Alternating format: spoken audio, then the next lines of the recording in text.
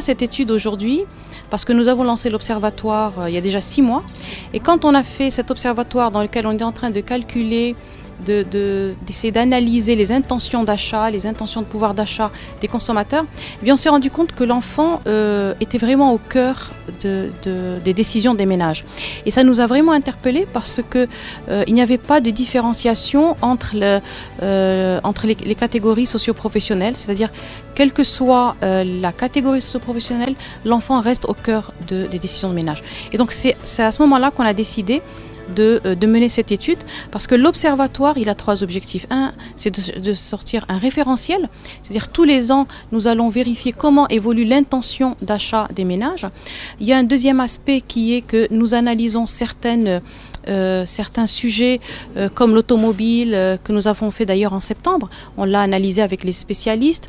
En décembre, nous allons partager avec le marché aussi une étude sur les nouvelles technologies.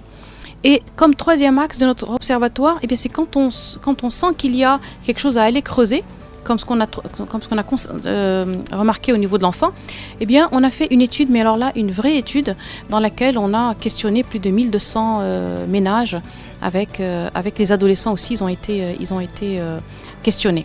Donc voilà pourquoi aujourd'hui on a cette étude, c'est parce que la première fois on s'est rendu compte qu'il y avait quelque chose à aller regarder autour de l'enfant.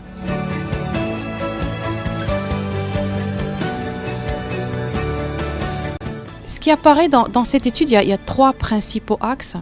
Le premier, c'est que l'enfant est vraiment choyé dans la famille. On est vraiment dans la notion d'enfant roi. Et ça, c'est quelle que soit la catégorie socio-professionnelle, que ce soit les AB, que ce soit les C, que ce soit les D. L'enfant est vraiment au cœur des principales décisions familiales. Le deuxième axe, c'est un petit peu ce paradoxe entre le fait que les parents se sentent totalement responsables de l'enfant et des enfants qui sont totalement insouciants. Donc c'est un peu paradoxal, même s'ils sont conscients qu'ils sont l'avenir du pays, que beaucoup de choses vont peser sur leurs épaules, mais il y a quand même une insouciance aujourd'hui qui est là. Il y a un axe qui concerne la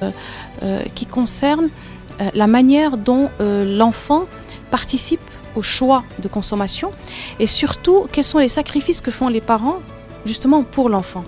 Et on a 90% des parents sont prêts à faire des sacrifices sur le voyage, sur leur habillement, l'habillement des adultes, parfois même sur la santé, pour pouvoir préserver bien des demandes d'enfants.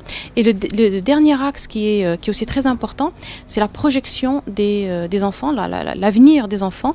Là aussi, quelles que soient les couches sociales, il y a une inquiétude, il y a une appréhension par rapport à l'avenir de l'enfant, essentiellement tout ce qui concerne les aspects socio-économiques, à savoir est-ce qu'il va avoir un bon enseignement, est-ce qu'il va trouver un bon poste, est-ce que réellement l'ascenseur social va vraiment jouer. Et donc ce qui est intéressant dans cette étude, c'est justement de voir qu'il n'y a pas de différence. Après, il y a des sensibilités entre les classes, entre les couches sociales, mais globalement, au Maroc, on sent qu'il y a une très forte implication des parents. On a des enfants totalement assistés. Ce qu'on appelle donc les enfants à plus de 85% dépendent de leurs parents, c'est-à-dire ils peuvent rien faire. En tout cas, les enfants, c'est-à-dire de 6 à 18 ans, ils sont totalement assistés et on dirait peuvent rien faire sans les parents. Ce qui a quand même changé par rapport aux années précédentes. Quand on voit aussi comment sont équipés les enfants, bien les enfants aujourd'hui sont équipés en tablette. Il y a 47% d'enfants équipés en tablette et 35% ont l'intention de s'équiper. Alors qu'avant, si on avait fait cette étude il y a peut-être 20 ans, on aurait trouvé le vélo comme premier. Et c'est ça l'intérêt de l'observatoire de Wafa Salaf, c'est d'accompagner, c'est de comprendre le changement de consommation. Et ce changement de consommation ne vient pas que de l'adulte, mais il est essentiellement impulsé aussi par l'enfant.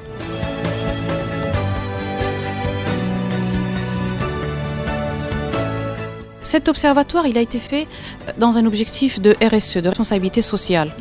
Et pourquoi est-ce qu'on le fait? On le fait parce que nous sommes convaincus que de par notre position, il faut qu'on crée un espace d'échange, un espace de débat.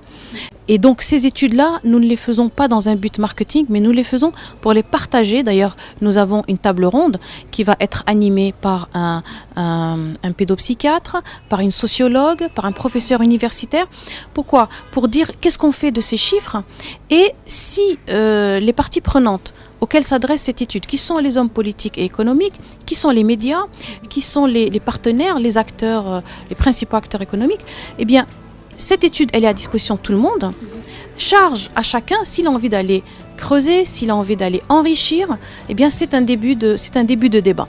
Donc c'est une étude que vous trouverez sur notre site et qui est partagée. Et ce qui vraiment nous conforte dans cette démarche, c'est que depuis la première sortie, nous avons eu beaucoup de demandes d'institutionnels pour partager avec nous les résultats de notre enquête. Donc elle est faite pour le public. Ce n'est pas une étude qui est faite en interne.